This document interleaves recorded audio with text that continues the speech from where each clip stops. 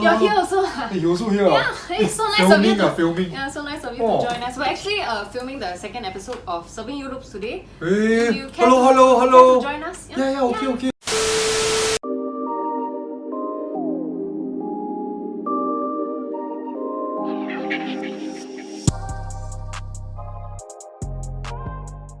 Hi guys, welcome back to another episode of Serving You Loops. That's right, I'm FJ. And I'm Isaac. Yes, and as you can see, today is more of a sit-down conversation. We thought we'd spend some time to talk about how you guys can correctly identify true vintage. That's right. So Isaac, why are we doing this video today? Yes, so because there's a prevalence of online listings where they say vintage this, vintage that. So we thought we'd spend some time to talk about how you can best identify a true vintage item confidently. That's right, and even though we'll be focusing a lot more on t-shirts today, we do still feel like you can take the knowledge and still apply it to other kinds of items. For example, windbreakers, button-ups, or even polo tees, just to name a few. Okay. So some of the things that we'll be covering today, can you share them? Yes, so some of the things we'll be covering today will be the types of blends, and we'll also talk about stitching, your single stitch, your double stitch. We're also going to talk about copywriting, your licensing, basically the line of text or date that you see on your t-shirts. And also, we're going to talk about tags, labels, your textile tags, whatever you want to call them. With that being said, Yes, so with that being said, we hope that this video will help the majority of you new to the scene or coming into the scene to best identify or what to look out for in a true vintage item. yeah, that's right. So before we begin, let's establish a common ground as to what we mean by true vintage. Yes. Now this definition actually varies from shop to shop. We know that some shops are extremely era specific. Correct. In fact, we know of some shops that only sell 60s dresses or 70s style boho clothing Yes. or 70s western shirts. But for contemporary vintage shops like ourselves, Yes, so like shops like ourselves, we tend to, we generally follow the general consensus of the vintage scene, yep. which would be 20 years and older. Okay. But there's also a rise of items, from the early 2000s to the mid 2000s, okay.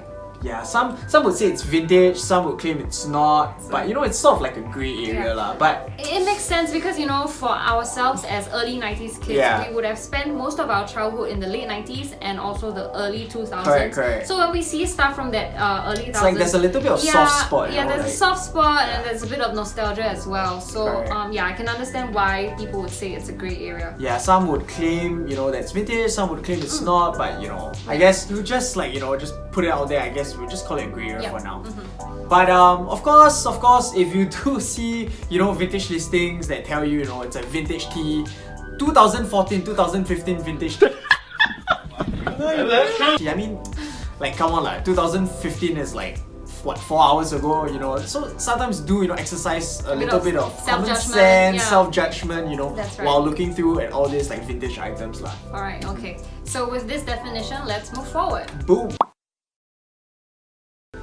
Alright, so right now we'll talk to you very briefly about different types of blends on t-shirts. Okay, it'll be very useful to know and it could actually help you in identifying true vintage. Okay, so for the 70s and 80s t-shirts, okay, the type of blend that is commonly found will be the 50-50 blend. So what do I mean by a 50-50 blend? So 50-50 blend t-shirts are t-shirts that are made out of 50% cotton and 50% polyester. So there are actually pros and cons to this t-shirt, okay? So number one, pros, okay? It is actually less expensive to produce polyester over cotton, okay? Number two, it's actually this material, 50 poly 50 cotton, it prevents shrinkage. And number three, it's also presumably tear resistant lah, but it really depends on how hard you try to tear it, I guess. And the downside to it, okay? The downside to a 50-50 blend is that over time, as you wash it, you put it through washers, what happens is that the cotton breaks down, and what's left on the t-shirt will be the polyester material, which is also why, you know, if you do find 50-50 blend t-shirt from the 70s and 80s, they're usually very threadbare, very thin, you know, very sheer. Yeah, so that's pretty much it for that. And moving on to the 90s, okay, the 90s were an era where there was an onset of 100% heavyweight cotton t-shirts. Okay, it's denoted by it being very thick, very heavy, very boxy. Yeah, which is also, I guess, you know, why they say the 90s were an era, you know, where there were like boxier, bigger, you know, baggier silhouette. Yeah, and that's it for blends. Alright, let's move on to stitching. Now, is it single stitch? Is it single stitch? Yeah, but is it single stitch? Is it single stitch though? That's right. No, single stitch has now become a buzzword. Yeah, it's true. A lot of vintage t-shirts are single stitch, and this will be true, especially if your t-shirt was made in the 70s, 80s, or early 90s. The late 80s actually saw the introduction of double stitching, and it then became the preferred method, presumably for faster mass production and also for greater durability. That's right. When it comes to looking out for stitching, the quickest and most straightforward area to look at is the sleeve, right? To see whether it's double or single stitch. But do you know that stitching occurs in different areas of a t-shirt? So like we've mentioned, the sleeve, also the shoulders, and also the bottom hem. Okay, right now what we have here are two t-shirts to show you as an example. Okay, first off we have a 1991 Amy Grant tee. And right here we have a 1994 Type O negative tee. Okay, so both t-shirts are what you would call a single stitch tee because of the single stitch on the sleeve. But there's actually a difference between these two t-shirts. So for this Amy Grant tee we've looked at, the sleeve, single stitch, the shoulders, also single stitch, and the bottom hem, also single stitch. But if we look at the Type O negative tee, yes, the sleeve is single stitch, but the shoulders and the bottom hem is double stitch. So, while both of them may be single stitch tee, the Amy Grant tee will be a single stitch throughout, while the Type O negative isn't. But if you take a look at the t-shirt that I'm wearing right now, 1994 USA World Cup t-shirt made by Nutmeg. The sleeve, double stitch, shoulders, double stitch, bottom hem, double stitch. But does that make my t-shirt any less vintage? No, it doesn't actually. What it just tells us is that not all vintage t-shirts have to be single stitch. In fact, there are some pretty cool and rare vintage t-shirts that are double stitch. With that, you know, there are some contemporary brands actually like Babe and Ralph Lauren. They still do single stitch t-shirts just to replicate that vintage feel. So with that being said, yes, not all vintage t-shirts have to be single stitch. Just remember this the next time you pass on a double stitch tee. But then again, you may ask, hey, FJ and Isaac, then how do I tell whether that double stitch t-shirt is from a current era or a vintage piece? That's where you use the other factors that we're going to talk about later. Make sure they all check out to make a more informed decision. Yeah. Alright, moving on to licensing and copyright and dating. So licensing is basically just the line of text that is always near the graphic on your t-shirt. Not all vintage t-shirts will have it, but a good majority of them will. Once again, the licensing, the date that's on it, it is a useful indicator to tell you, where your vintage t-shirt is from. But once again, it will not always give you an immediate answer. That's right. Now let's talk about the licensing itself. What it actually tells us is actually the year in which the subject matter of the t-shirt was legally protected. Now this could be a character, it could be, a music album on the t-shirt, it could be an event, it could be, a graphic as well. So to explain that further, let's look at some of the examples that we have here today. Okay, so right here we have 3 different t-shirts to give you guys an example of how the copywriting and licensing works. Okay, so we have here a band tee, a cartoon tee, and a TV show tee. So starting off with the band tee. Okay, right here we have a copyrighted 1995 Red Hot Chili Peppers tee, and 1995 was the year in which the album One Hot Minute came out, and this is the corresponding promo artwork for the album. Okay, so 1995 was simply the year in which this album and this artwork was legally protected. Okay, simple as that. Okay, the next t-shirt we have here, the cartoon tee, is a Yogi Bear t-shirt. Yogi Bear came onto the scene in the late 50s, early 60s. But does that make it a 50s, 60s shirt? No, because if you look at the copyright here, it says 1994. So essentially 1994 means that this artwork itself, is and was legally protected in 1994. Okay? Yeah. And over here we have an X-Files t-shirt. It says here 1994 20th Century Fox. We know that X-Files is a TV show that ran from 1993 to 2002. Yeah. And with TV shows, when they have more than one season, they'll always want to put out new merch for all the different seasons that come out in the different years. Yes. So with that, 1994, this would place this t-shirt sometime in the first season and the second season. Yes. This is because they always want to legally protect the season and the artwork on the merch that they print out. Yeah, so it's not surprising to find, especially like for example the X-Files shirt in like years like 96, 97 or any particular year within the 9-year run that they have. Because that's how it works. Okay, so the earlier examples that we've shown, the licensing actually coincides with the production year of the t-shirt. But like what we said earlier, the licensing, what it does tell us is the year in which the subject matter of the t-shirt was legally protected. Correct. Let's look at this example in which the licensing doesn't actually line up with the production year of the t-shirt. Yeah, so this t-shirt gets a little bit confusing if you just base it off the years themselves. Okay, so we'll tell you why. Okay, so what we have here is a Peanuts t-shirt with the copywriting over here, the years states 1950, 1952, 1958, 1960, 1965 and 1966. So does that make this t-shirt a t-shirt from the 50s or the 60s? The answer is it's neither. Okay, so what do these years actually represent, you may ask? If you take a look here at the characters of the Peanuts family here, okay, what the years actually represent is the years in which all these individual characters were legally protected respectively.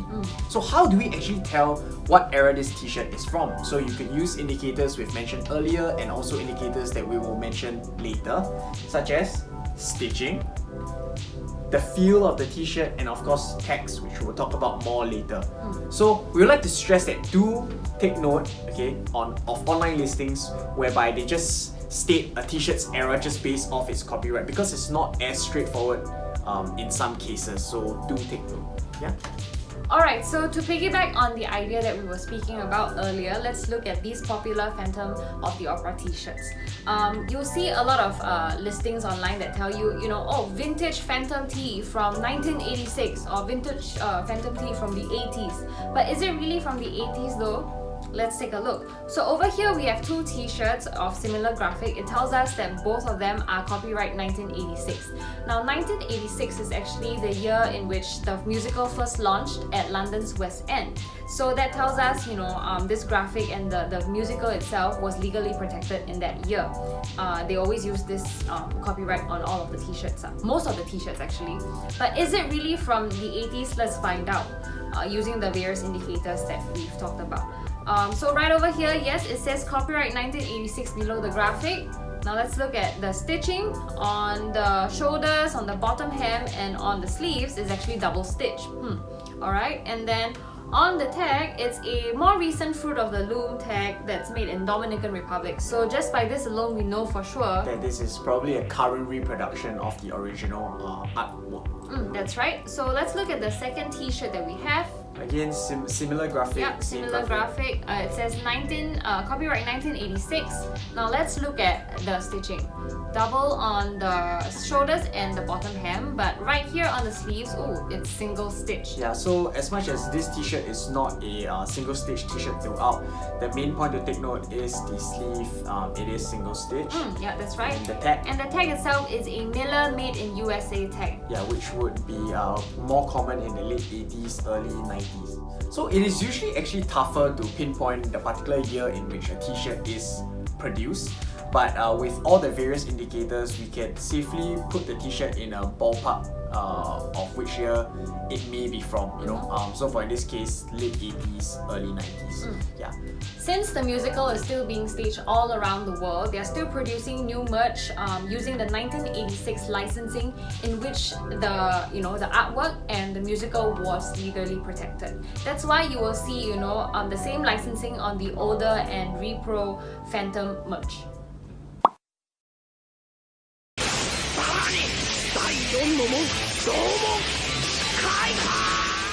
Tags, labels, textile tags, whatever you want to call them, they are one of, if not the most crucial indicator when it comes to identifying true vintage. Now let's spend some considerable time talking about them. Okay, so to understand the existence of tags in general, we have to go way back to the union label.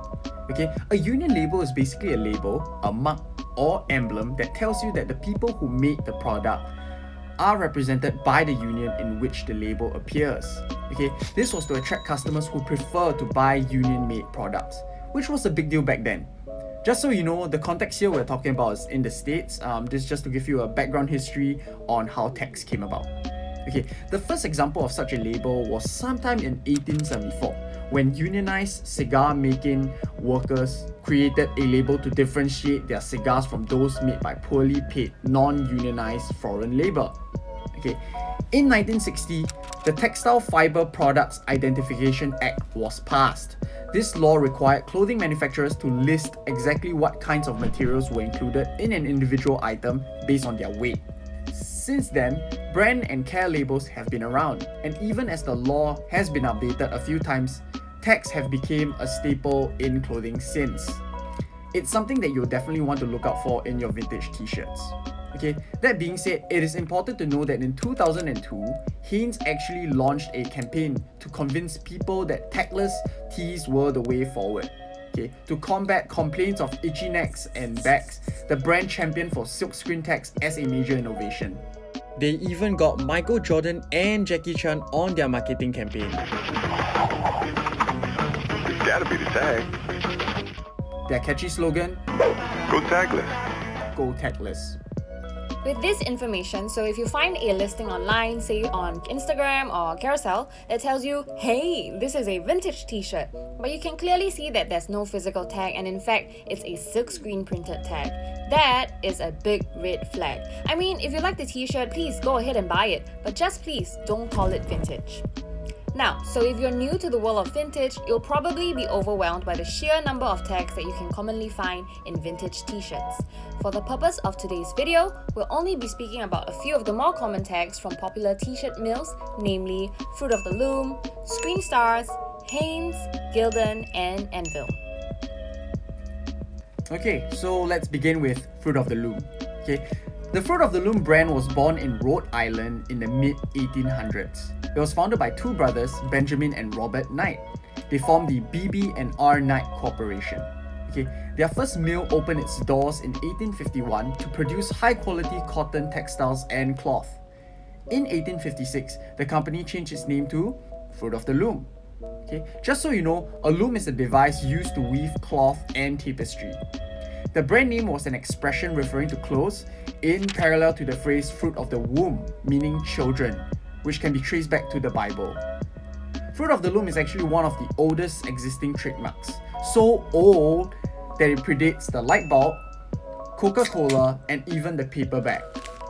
Okay, the brand became a household name, and textiles from Fruit of the Loom remain in high demand for as long as women produce their own linens and clothing. However, in the early 20th century, manufactured clothing slowly rose to prominence, diminishing the fabric market. So instead of making their own clothing and linens by hand, women increasingly favored ready-made products. Although the company's original market dwindled, Fruit of the Loom remained popular.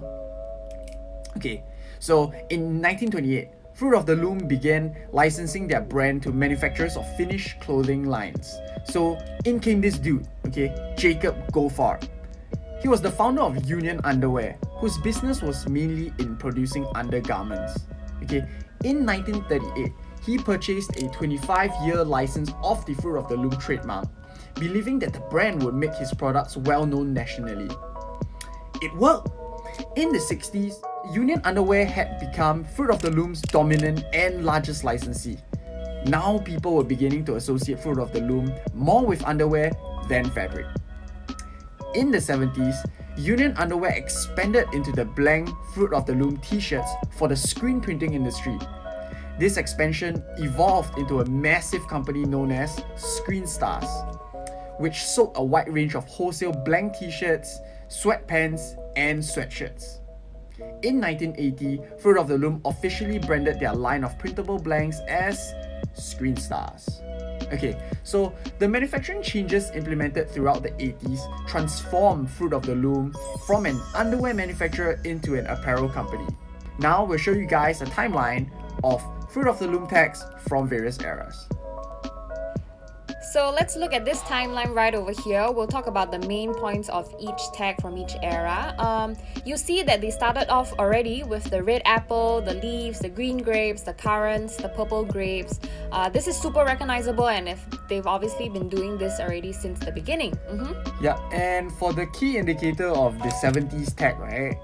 If you take a look at the brand name Fruit of the Loom, the of the is significantly smaller than Fruit and Loom, right? So that's the key denoter and the placement of the you know. Yep, that's right. That's the key indicator of the 70s tag. Yes, and Okay. now looking at the 80s tag, yeah. Yes, looking at the 80s tag, if you see again the name Fruit of the Loom, now they have changed the typeface for the Fruit of the Loom, and It's like that newspaper font, sort of the serif font, very official looking, I guess you can say so. yeah, there's so the 80s there's a change in typeface, that's right. and they're all in the same size right across Fruit of the Loom, and yeah, the sizing is bold, and on top you have all your details, the made in USA, and in between that are your care labels, like how to care for it. Yeah. So here are the 90s tags. From the early 90s to the late 90s, these were the various tags used in that decade. Okay, so at this point of time, we'd like to add a disclaimer, and we'll repeat this several times throughout the text segment. Okay, the timeline here should act as a guide, not gospel. Do note that a blank could be manufactured in a certain year, but not actually printed on until many years later. So this will explain the discrepancy between the licensing year on some t-shirts in comparison to the tag of the blank that it is on. Printers tend to buy blanks wholesale and may not even print on them until much later. So just remember this. Say for example, if you see that there's this tag, it says over here, oh, it's from 1997, but don't be afraid, don't be alarmed to see it, on some 1998 t-shirts as well. Just treat it as a guide, don't treat it, just treat it as a guide, take it with a pinch of salt. Yeah, use these years more of an indicator of the era, like whether it's early 90s, mid 90s, or the late 90s, as to whether it's a specific year for the tag, like what FJ said, take it with a pinch of salt and just use it as a guide. Okay, so Screen Stars is one of the staples in the vintage tee community. Some may even say it has the best fit or the best quality and so on. Without a doubt, it is one of the most recognizable vintage t-shirt tags from the 80s, and it is likely one of the most circulated brands in that decade. Like we mentioned earlier, the brand was born from Fruit of the Loom. Just to jog your memory again briefly, Fruit of the Loom branded blanks were manufactured many decades earlier, but they continued to market them as undershirts. Fruit of the Loom used the brand Screen Stars to enter and supply the burgeoning screen printing industry. So now let's take a look at the timeline for Screen Stars. So let's start off with the 60s tag. Okay, here you have a tag that may be as early as the 1960s, when the trend was 100% cotton construction. There should be even older versions of Fruit of the Loom, given that their role in undergarment wear. But this one is the earliest we found that's not branded as Fruit of the Loom and with an actual print. Okay. Then in the 1970s, Fruit of the Loom boosted their production of blanks with the following generic tag. It's likely started as exclusively 100% cotton, but slowly shifted into 50-50 blends at some point later in the decade. Okay, so then in 1980, Fruit of the Loom officially branded their line of printable blanks as Screen Stars. So the first manifestation of the tag was made in a few colors, as you can see here: white, orange, and blue. Okay, so yeah. Well, the star of the show came along in the early 1980s. It is also the most famous version of the tag and was manufactured between 1981 and 1983. There was also a green bar super version of this tag. Okay. As you can see, these two tags have subtle differences. You can see it in the different designs of the A on the tag. The one before has a more stylistic A as compared to the latter. The tag went into manufacturing in 1983 and has been seen made in a few countries such as Canada, England, Ireland, and Mexico. This tiny detail can be used to differentiate the year of the tags. Okay, so moving on. Okay, these Screen Star's best tags were in circulation sometime in 1987. Okay, the 50-50 blend tag appears to be far more common than the 100% cotton version.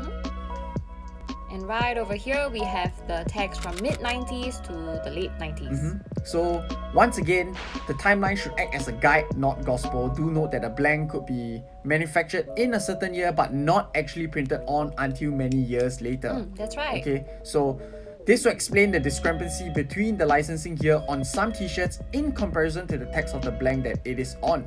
Printers tend to buy blanks wholesale and may not even print on them until much later. So just remember this. Yep. Okay, and that's the different text you see for Screen Stars.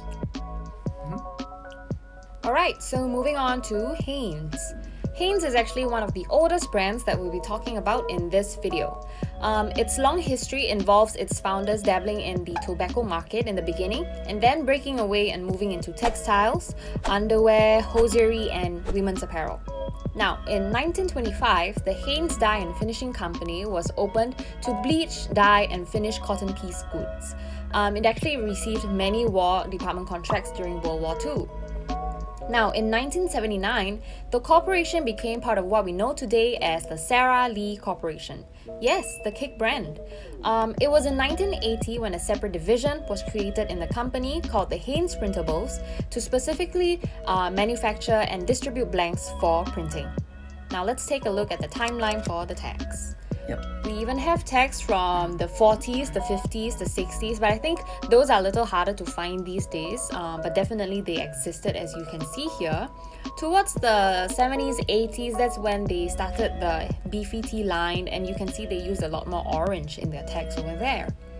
Alright, so these are the tags towards the late 80s and the tags used in the 90s. We feel that these are the tags you would see more commonly in the Hanes vintage t-shirts that we have in our shop. You can see that up until the mid-90s, a lot of these tags were made in the USA, and then from then onwards, you would see things like fabric made in the USA but assembled in places like Jamaica or Costa Rica. I mean, at this point of time in the States, there was a legislation that allowed for companies to, reduce their labor costs by having the assembly outside of the USA. But to qualify for this, the fabric had to be made in or cut in the USA, and then it could be assembled in places like Jamaica or Costa Rica. So, as always, like we said before, even though some of the tags over here have the years attached to them, you should definitely always use this as a guide and not the gospel. Once again, a blank could be manufactured in a certain year but not printed on until many years later. Like we said, printers like to buy blanks in bulk, and then they may not even print on them until much later. So please just remember this. Now, before we begin with the history of Gildan, I think it's good for us to put out there some of the misconceptions people have of the brand. I'd say there is an air of disdain when it comes to Gildan. Lots of people will look at the blank and they will say, it's just a Gildan blank. It gets a bad rap because a lot of streetwear brands, especially in their early days, use Gildan blanks for their stuff. They do this because Gildan blanks are, more inexpensive and they are of passable quality, to be honest. People's main gripe with the brand is usually the extremely low cost price and how people who print their stuff on, Gildan blanks are, I'm doing this quote and unquote thing with my fingers, but you can see they are overcharging for their items. But that is honestly a different argument for a different day. Moving on, Gildan is not just a modern streetwear blank brand. They actually have history. They've done stuff, they had some of the most incredible stuff printed on their blanks as vintage t-shirts. And we think it's good to talk about this household brand because, more or less, everybody has a Gildan something in their wardrobe, whether they like it or not. So without further ado, let's dive into a quick history of Gildan. So Gildan was actually founded by two guys, Glenn and Greg Chamandy, in Canada in 1984. Now this was together with the acquisition of a knitting mill that made fabrics for children's wear line already owned by the family. Now the business later expanded to sell t-shirts made of 100% cotton to wholesalers, which resold them to the States and Canadian screen printers to be decorated with designs and logos. Now let's move on to the tag timeline from Gildan.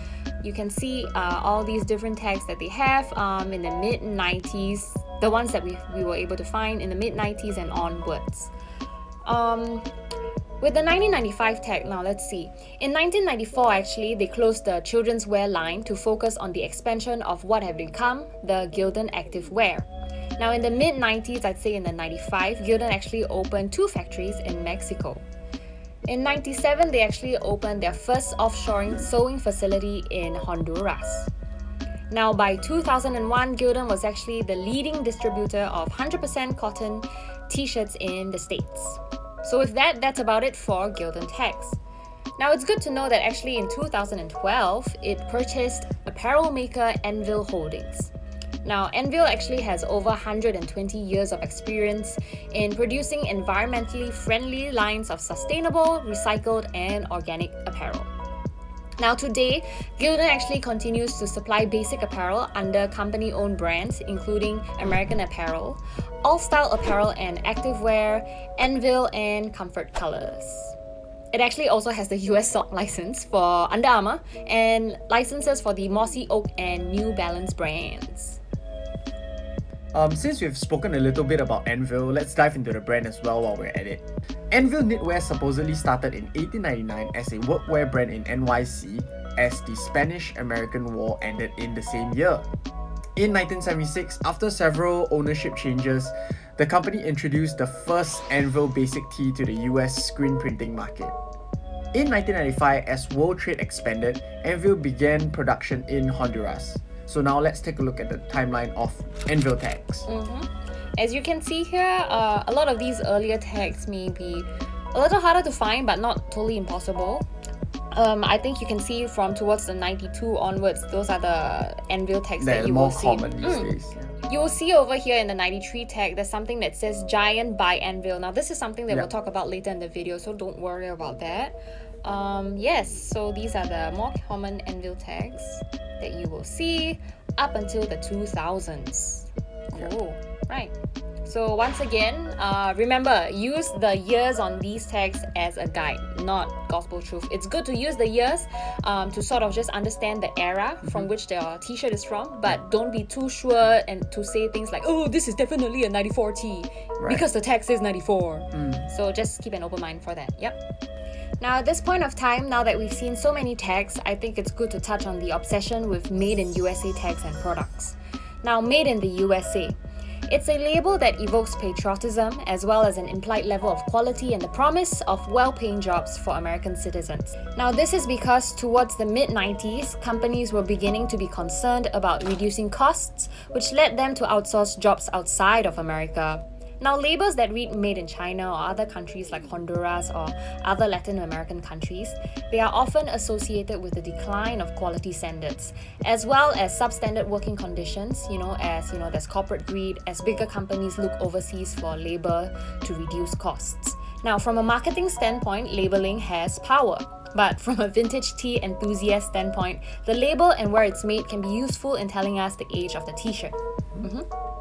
Alright, so we have come to the end of the tech section and we hope you guys have a better understanding on the history behind different t-shirt blanks and their eras, their age, and a little bit of why tags were actually made and the purpose they serve. That's right. So once again, even though we've shown you guides with the years attached to some of these tags, remember, just use them as a guide, don't use them as the gospel truth. It's useful to use them to sort of understand the era in which your t-shirt came from. So with that, let's move on to music merchandising.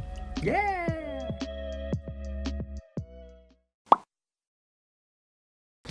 Alright, so to round off this segment on tags, we would like to end off with this information about music merchandisers / licensing companies and their relevant tags. So, who are we talking about today? Like, what are we talking about? Yeah, sure. We have Giant, we have GEM, which stands for Great Entertainment Merchandising, and then there's also Brockham and Winterland Productions. That's right. So Isaac, Yeah. what exactly do these licensing companies do? So what music merchandising companies do is that they design, they produce, they ship, and they sell products related to musical artists and their relevant brands. So what actually happened was, okay, in the 80s, right, moving into the 90s, concert merchandising or music merch in essence, they were a booming industry. Okay. So you have, dedicated licensing companies such as like Giant, GEM, Brockham, they all pop up, to acquire licenses from all these various musical artists to actually make merch for them. Okay, so once again, what you're saying is these dedicated licensing companies, they Yeah. basically acquire the rights from all these Yeah. artists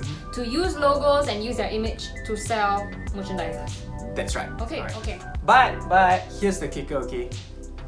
These companies, they do not manufacture their own t-shirts, okay? So like your Giant, your GEM, Brockham, they don't make their own t-shirts. Okay. So what they do is actually they use blanks that were readily available in that particular era that they are, making all this merch lah. So you most commonly would be like the Fruit of the Loom, your Hanes, your Anvils, the tags that we've mentioned earlier. Yeah. So don't be surprised to see, if they say, oh, under license to Brockham, but then it's on a Hanes tag, or under license to Giant, but it's on a Fruit of the Loom tag, So because all these companies, remember, they do not manufacture their own tees. They basically take the label like Giant or Brockham, and then they sew that label onto readily made blanks. Okay, cool. Yeah, so that's essentially it. And take Giant for example, Yeah. right? So Giant, right? They have tags where they state Giant by Anvil, Giant by TJs, Giant by Tautex. So you can see that which particular t-shirt mill actually made the t-shirts, t-shirt blank for that particular merchandising. That's essentially it. Okay, cool. Alright, we've come to the end of our video. We hope that it was helpful and informative, especially for those who are new or just about to enter the vintage scene. So if we have to round off this video, we'd say there are 4 biggest takeaways that you should remember. Number 1, we talked about many factors in this video. Yes, while one sign can be more telling than the other, it's always better to be able to check off more than one factor when it comes to determining whether an item is true vintage or not. That's right. So secondly, single stitch. I know everyone's about that single stitch life, but just to be clear, okay, the single stitch, right, is not the definitive and all be all vintage indicator. Yep. There are many vintage pieces that are also double stitch, okay? So do not be too quick to pass on that double stitch. Just remember to use the other indicators and factors, to ensure that what you're looking at is a true vintage piece. Yep.